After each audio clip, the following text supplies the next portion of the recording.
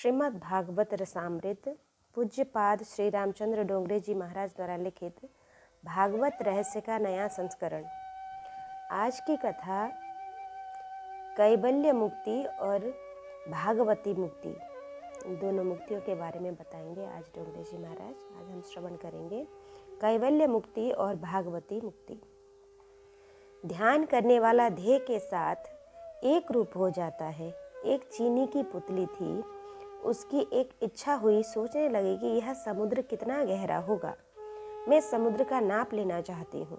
उसने अपने वर्ग के सभी भाई बहनों को इकट्ठा किया और कहा कि अब मैं समुद्र में कूद पड़ती हूँ, समुद्र नाप लेकर बाहर आऊंगी और आप लोगों को समझाऊंगी कि समुद्र कितना गहरा है। एक दिन बहुत मेहनत करके वह समुद्र में कूद पड़ी। इसके बाद वह बेचारी कभी बाहर न आ सकी, समुद्र में मिल गई, समुद्र के साथ एक रूप हो गई। यह हमारा जीवन चीनी की पुतली की जैसा है। जीव बिंदु है, परमात्मा सिंधु है। बिंदु सिंधु में मिल जाता है, फिर वह परमात्मा से भिन्न नहीं हो सकता है। इससे दिव्य आनंद आता है। इस आनंद को कोई नीरस नहीं बना सकता है।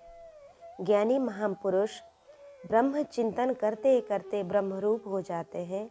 ब्रह्मवित ब्रह्मैव भवति, फिर वे परमात्मा से भिन्न नहीं हो सकते हैं। भक्त भगवान के साथ एक रूप होता है। वेदांत की भाषा में इसे कैवल्य मुक्ति कहते हैं। कैवल्य मुक्ति में जीव ईश्वर एक हो जाते हैं। जो परमात्मा के साथ एक बार मिल जाता है, वह परमात्मा से कभी भी भिन्न नहीं हो सकता। श्री शंकराचार्य स्वामी पूर्ण अद्वैत को मानते हैं। भगवान शंकराचार्य स्वामी के बाद जो आचार्य हो गए, उनमें भगवान श्री रामानुजाचार्य स्वामी, भगवान श्री महाप्रभु जी सभी अद्वैत को तो मानते हैं, पर द्वैत के साथ मानते हैं। पूर्ण अद्वैत उनको मान्य नहीं है। भागवत में दोनों सिद्धांतों का वर्णन है और सिद्धांतों का समन्वय भी है। भागवत में खंडन नहीं है, मंडन है। खंडन करने से बैर भाव होता है, राग द्वेष बढ़ता है, मन खराब हो जाता है। सभी आचार्य महान हैं। देश काल की स्थिति विचार करके वे जो उपदेश देते हैं औचित्यपूर्ण ही होते हैं। भगवत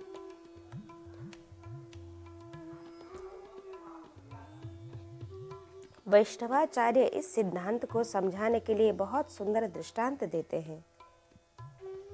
मछली जो पानी में डूबी हुई है, उसे गर्मी का जरा भी त्रास नहीं होता, उसे बहुत शीतलता मिलती है। पर उसे अगर पानी पीने की इच्छा हो तो वह पानी में निमग्न रहकर पानी नहीं पी सकती है। मछली को अगर पानी पीना है तो उसे पानी से बाहर ही आना पड़ेगा, उसे ऊपर आना ही पड़ता है। जल से भिन्न होकर भी वह जलपान कर सकती है। ब्रह्म रस का अनुभव करना हो तो उसे ब्रह्म से भिन्न होना पड़ेगा। वैष्णव आचार्यों ने वर्णन किया है, ब्रह्म रसमय है। रसमय ब्रह्म का अनुभव उससे ही होगा जो ब्रह्म से अलग रहता है। आनंद की अनुभूति करनी हो, ब्रह्मा के रसात्मक स्वरूप का अनुभव करना हो तो ब्रह्म से अलग होना पड़ेगा। वैष्णव ब्रह्म रस का अनुभव करते हैं। अरे, शक्कर खाने में मज़ा आता है कि शक्कर बनाने में? शक्कर को मालूम नहीं है कि मुझ में कितनी मिठास है। ज्ञानी पुरुष ब्रह्म रूप होते हैं, ब्रह्म रस में निमग्न हो जाते हैं। उनको कोई दुख नहीं है, पर ब्रह्म का जो रसात्मक आनंद है, उसके अनुभव के लिए वैष्णव ब्रह्म से अलग रहते हैं। उन्हें नित्य सेवा में ही आनंद आता है। वेदांत के ग्रंथ में ज्ञान के आधार पर अद्वैत का वर्णन किया गया है। वैष्णव शास्त्रों में प्रेम के आधार पर अद्वैत का वर्णन किया गया है। वैष्णव प्रेम से परमात्मा के साथ एक रूप हैं, पर परमात्मा की सेवा करने के लिए वे परमात्मा से भिन्न रहना चाहते हैं। निक्ताम नाथ में स्पृहस्ति। वैष्णव ईश्वर से अलग रहकर ईश्वर की सेवा करना चाहते हैं। पति पत्नी दोनों भिन्न होने पर भी एक होते हैं। एक होने पर भी भिन्न है। भक्त और भगवान भीतर से ही एक ही है। भक्त भगवान से अलग नहीं रह सकता है, पर भक्त को भगवान की सेवा में आनंद आता है। पूर्ण अद्वैत में बराबर सेवा नहीं हो सकती, इससे वैष्णव भगवान से भिन्न रहते हैं। वे मानते हैं कि मैं भगवान का दास हूँ, मैं भगवान की सखी हूँ, मुझे परमात्मा से एक नहीं होना है, मुझे नित्य सेवा में आनंद आता है, मैं नित्य सेवा में जाना है मुझे। वैष्णवाचार्यों ने वर्णन किया है, मल मूत्र से भरा यह शरीर ठाकुर जी की सेवा के लायक नहीं है। इस शरीर से भगवान की सेवा नहीं हो सकती है। वैष्णव भगवान जैसा अलौकिक अप्राकृत दिव्य रूप धारण करते हैं। जिस शरीर में मल नहीं है, मूत्र नहीं है, जो शरीर अति दिव्य है, भगवान जैसा ही अति दिव्य स्वरूप धारण कर परमात्मा की नित्य सेवा में जाते हैं। सेवा उपयोग भावात्मक दिव्य स्वरूप श्री यमुना जी देती है। वैष्णव को भगवान के साथ एक रूप नहीं होना है।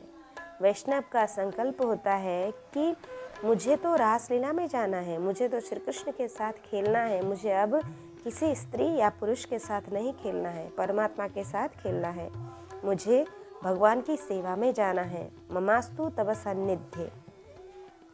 वैष्णव भावात्मक दिव्य स्वरूप धारण करके वैकुंठ धाम में, गोलोक धाम में, नित्य सेवा में, नित्य लीला में जाते हैं।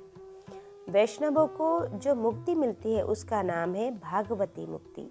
ज्ञानी पुरुष परमात्मा का ध्यान करते हुए परमात्मा के साथ एक रूप होते हैं, उसे कैवल्य मुक्ति कहते हैं। दोनों का लक्ष्य एक ही है, किंतु साधन में थोड़ा फर्क है। भक्त और भगवान भीतर से एक हैं, फिर भी भक्त सेवा करने के लिए भगवान से भिन्न रहते हैं। उन्हें सेवा में ही आनंद आता है। उन्हें परमात्मा के साथ एक रूप होना पसंद नहीं है। एकनाथ महाराज ने भावार्थ रामायण में इस सिद्धांत को समझाने के लिए बहुत सुंदर दृष्टांत दिया है।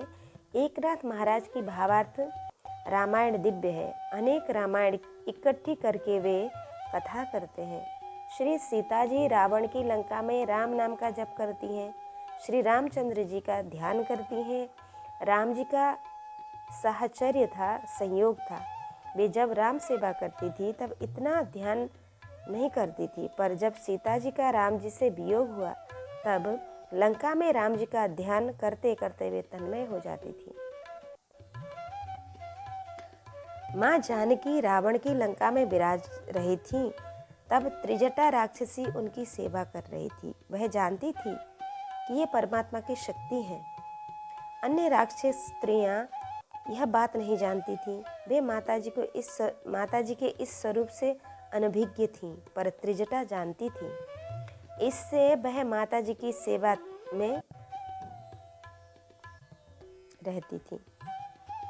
एक बार ऐसा हुआ कि श्री सीता जी माँ रामचंद्र का ध्यान करते करते अतिशय तन्मय हो गई। आज तक उन्हें बाहर चारों ओर श्री राम दिख पड़ते थे, पर अब तो भीतर भी श्री राम दिखने लगे। आज तक श्री राम बाहर ही दिखते थे, पर आज ध्यान की अतिशय तन्मयता के कारण आत्म स्वरूप में श्री राम के दर्शन हुए। तब सीता जी को भान नहीं रहा कि राम मेरे पति हैं, मैं भी राम की पत्नी हूँ, मैं जनक राजा की पुत्री हूँ, राम जी के साथ मेरा विवाह हुआ है। वे सब कुछ भूल गई। बाहर श्री राम और भीतर श्री राम, राम के सिवाय और कुछ भी नहीं। 3-4 घंटे तक ऐसी समाधि लगी रही। बाद में श्री सीता जी समाधि से उठी। माता जी का आज स्वास्थ्य ठीक नहीं है। त्रिजटा राक्षसी आती है और सीता जी को वंदन करती है, पूछती है, आज आप क्यों उदास हैं, आपको क्या हो रहा है? श्री सीता जी कहती हैं, मैंने एक बार कथा में सुना है कि एक कीड़ी भ्रमरी का चिंतन करती रहती थी और वह भ्रमरी हो गई। श्री राम वियोग में, राम जी के ध्यान में मैं कदाचित सीता ना रहूं, मिट जाऊं और राम हो जाऊं तो मुझे यह पसंद नहीं। त्रिजटा ने कहा, माता जी तब तो बहुत अच्छा है, इसमें बुरा क्या है? आप यदि राम जी के ध्यान में राम हो जाती हैं तब कभी रोने का अवसर ही नहीं आएगा। आप राम हो जाएंगी तो रावण को मारेंगी। तब सीता जी कहने लगी, मैं राम हो जाऊं यह तुम्हें पसंद होगा, पर मुझे पसंद नहीं है। तुमसे मैं सच कहती हूँ कि राम सेवा में जो आनंद है वह राम होने में नहीं है। राम जी के चरण में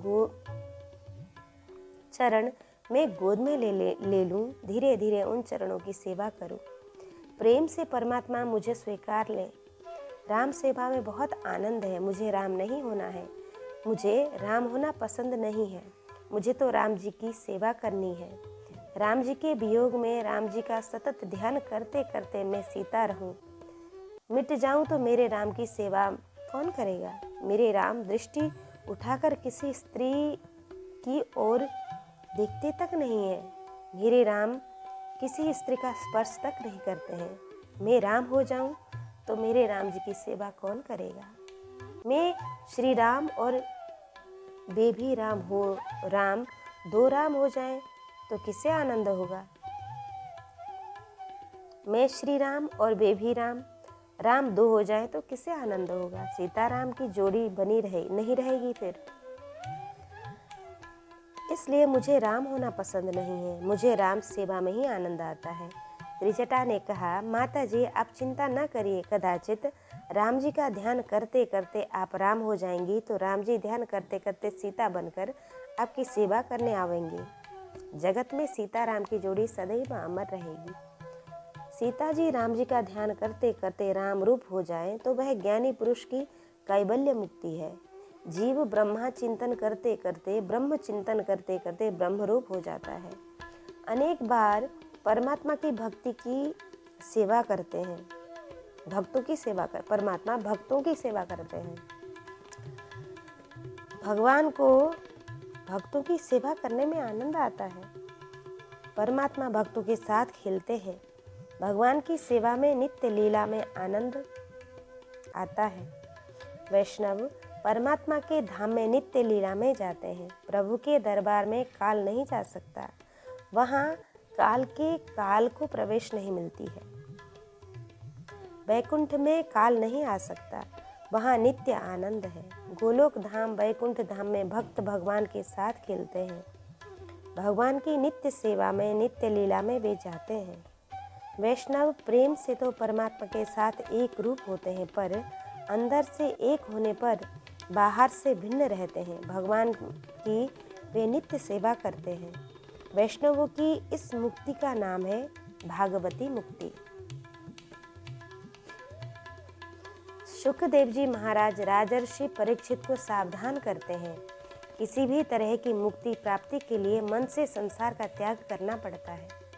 संसार का सुख जिसे अच्छा लगता है, उसके ज्ञान में, भक्ति में बहुत विघ्न आते हैं। उसकी भक्ति बढ़ती नहीं है। योग में शांति नहीं है, शांति में, त्याग में शांति है। भोग में क्षणिक सुख है, त्याग में अनंत सुख है। आहा, संसार का सुख सभी को समान मिलता है। मानव को श्रीखंड पूड़ी खाने में जैसा मजा आनंद आता है, वैसा ही आनंद पशु को हरी घास खाने में आता है। जीव का सुख मानव और पशु को समान लगता है। किसी श्रीमान को बंगले में पलंग पर लेटने में जैसा आनंद आता है, वैसा ही आनंद गधे को कूड़े के ढेर पर लेटने में आता है। गधे को कोई व्यक्ति बंगले में ले जाकर पलंग पर बिठाएगा तो उसे आनंद नहीं आएगा। दोनों का आनंद एक समान है। इंद्रियों का सुख सभी को समान रूप से मिलता है। इंद्रिय सुख में भेदभाव नहीं रहता। अनेक बार गरीब लोग मन को बिगाड़ते हैं कि ये धनवान लोग बहुत सुख भोगते हैं, ऐसा सुख हमें नहीं मिलता है। परंतु अन्य के सुख का विचार नहीं करना चाहिए। लौकिक सुख भोगने वाले का विचार न करिए, उनका स्मरण तक न करिए। वे तो दया के पात्र हैं, उन्हें सच्चे सुख का पता ही नहीं है, उनकी बुद्धि बिगड़ी हुई है। इससे वे लोग लौकिक सुख में फंसे हैं। जिन्होंने लौकिक सुखों का त्याग किया है, जो परमात्मा के ध्यान में तन्मय है, ऐसे महापुरुषों का स्मरण करिए। तस्मात् सर्वात्मना राजन हरि सर्वत्र सर्वदा, श्रोतव्य कीर्तितव्यश्च स्मर्तव्यो भगवान नृणाम। आनंद परमात्मा का स्वरूप है।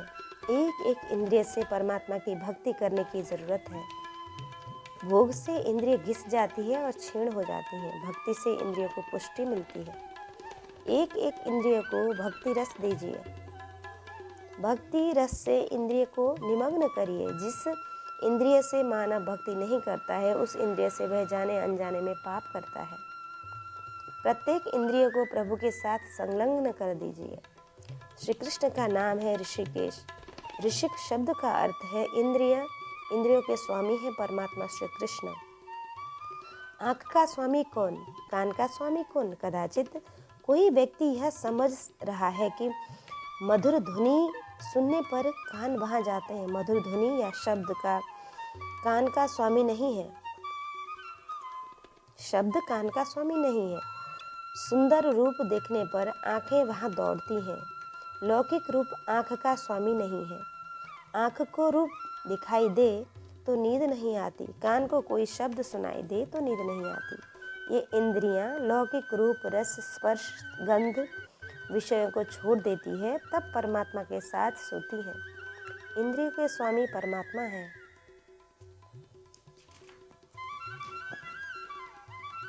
एक एक इंद्रियों को परमात्मा के साथ संलग्न कर दीजिए। आँखों से भक्ति करिए, कानों से भक्ति करिए, जीभ से भक्ति करिए, मन से भक्ति करिए। जो प्रत्येक इंद्रिय को प्रभु के मार्ग की ओर मोड़ देता है, जो प्रत्येक इंद्रिय से भक्ति करते करते अपने देह का भान भूल जाता है, उसका मरण सुधरता है। आँखें श्री कृष्ण के दर्शन करें, मन श्री कृष्ण का स्मरण करे, जीभ प्रभु के नाम का जप करे, कान परमात्मा के नाम को सुने। प्रत्येक इंद्रिय से भक्ति करने की आदत डालिए, तब जीवन व मरण मंगलमय होंगे। तीनों अध्यायों की कथा तक सुखदेव जी महाराज को देह का भान ध्यान न था। चौथे अध्याय में कुछ सचेत हुए, तब उन्होंने मंगलाचरण किया। कथा का ऐसा नियम है कि वक्ता को कथा के आरंभ में मंगलाचरण करना ही चाहिए, परंतु श्री सुखदेव जी महाराज को देह का तक ध्यान नहीं था। भगवत भाव में उनका हृदय निमग्न था। परमात्मा के दर्शन में उनकी तन्मयता थी। परमात्मा की प्रेरणा से वे पधारे हैं, सिंहासन पर बैठे हैं और कथा का आरंभ किया है। 3 अध्यायों तक कथा कहने पर भी महाराज को मालूम ही नहीं है कि मैं क्या कह रहा हूँ। जब वक्ता को याद रहता है कि मैं शास्त्री हूँ और मैं बोल रहा हूँ, तब प्रभु तुरंत नहीं आते। वक्ता श्री कृष्ण दर्शन में, स्मरण में तन्मय होकर जब बोलते हैं, तब मैं वक्ता हूँ, यह भी भूलते हैं। तब उनके मुख के द्वारा भगवान ही बोलते हैं। तुकाराम महाराज बहुत सुंदर कथा कहते थे। एक वैष्णव ने कहा, आप कथा बहुत सुंदर कहते हैं। तुकाराम महाराज ने कहा, ऐसा न कहिए, मैं तो अपने विट्ठल नाथ जी के दर्शन करता हूँ। मैं अपने प्रभु का स्मरण करता हूँ, मैं बोलता ही नहीं हूँ। मैं अपने प्रभु के दर्शन में, स्मरण में लीन रहता हूँ। सुखदेव जी महाराज श्री कृष्ण में ऐसे तन्मय थे कि 3 अध्यायों की कथा कहने तक थोड़ा सा देह भान उनको हुआ। मैं कथा कह रहा हूँ, मैं कथा में बैठा हूँ, मैं कथा कर रहा हूँ, मैं किधर हूँ, ये उनको भान ही नहीं था। ऐसा उन्होंने विचारा और गंगा जी के दर्शन उन्हें हुए। उन्हें पता चला कि मैं गंगा तट पर बैठा हूँ। ये बड़े बड़े ऋषि महात्मा मेरी कथा सुनने बैठे हैं। सुखदेव जी महाराज कथा कर रहे हैं। वहाँ उनके पूज्य पिताजी व्यास नारायण भी हाथ जोड़कर बैठे रहते हैं। वे सोचते हैं कि यह मेरा पुत्र है, पर मुझे लगता है कि मुझसे श्रेष्ठ है। कैसा बोल रहा है। मैंने भागवत बनाई, पर भागवत के रहस्य को तो मेरा पुत्र जैसा समझा रहा है, वैसा मैं भी नहीं समझ सका। सुखदेव जी के मुखारविंद से कथा सुनते हुए व्यास जी को बहुत आनंद हुआ है। व्यास नारायण बैठे हैं, बड़े बड़े ऋषि सुखदेव जी की कथा में बैठे हैं। इन सब को देखकर सुखदेव जी थोड़ा संकोच करने लगे। देहातीत स्थिति में जो रहता है उसे किसी मर्यादा की अपेक्षा नहीं, परंतु देहभान होने पर धर्म की मर्यादा रहती है। इससे देहभान के बाद सुखदेव जी ने चौथे अध्याय में मंगलाचरण किया। यत् कीर्तनम यत् स्मरणम यदीक्षणम। परमात्मा श्री कृष्ण मंगलमय है, संसार अमंगल रूप है।